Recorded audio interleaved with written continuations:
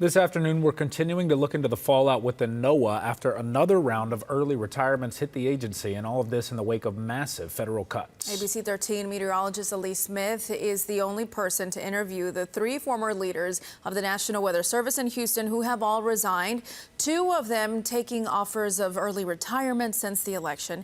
She has more on why their departures are just so significant. And that's really what has driven me throughout my career. Like, my scientific knowledge, how do I turn that into action? Lance Wood is retiring from his career within the National Weather Service after 30 years on the job. If this sounds familiar to you, it's because it is. Within the last 6 months, the top 3 leaders at the local Weather Service office here in Houston have all retired. Dan Riley, the former warning coordination meteorologist, retired pre-election. Jeff Evans, the former meteorologist in charge, he took round 1 of the Trump administration's early retirement offer in February. And now Lance Wood, the former science operations officer and the one who had assumed the responsibilities of the other 2 vacant roles. Lance is part of this next wave of early retirements. That's a fairly unique situation. I don't know the answer to that because it's fairly dynamic. A source within NOAA tells ABC 13 that the Houston office is, for now, the only one in the entire country to be without top managerial roles.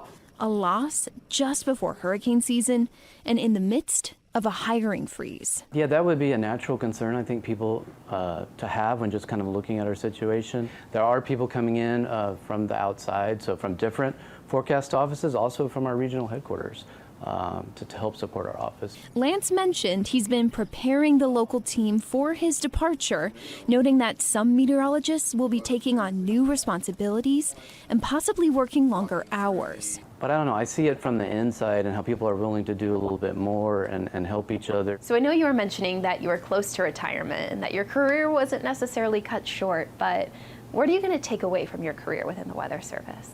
Well, you know, unfortunately, we're not too good at measuring like lives saved. We always talk about the people that don't make it in the big weather events. But I often reflect on like some of the bigger briefings, some of the big events in the office that we did the right thing and really helped people. And throughout our conversation, Lance spoke to the resiliency and steadfast commitment of the Weather Service, and specifically the team here in Houston, and that I don't disagree with. However, a big concern down the road, one that even Lance alluded to, is the need that eventually more meteorologists will need to be hired to fill these vacancies. So it's definitely something we are looking ahead of, especially ahead of hurricane season. And a great job with that conversation, Elise Smith. You. Thanks so much.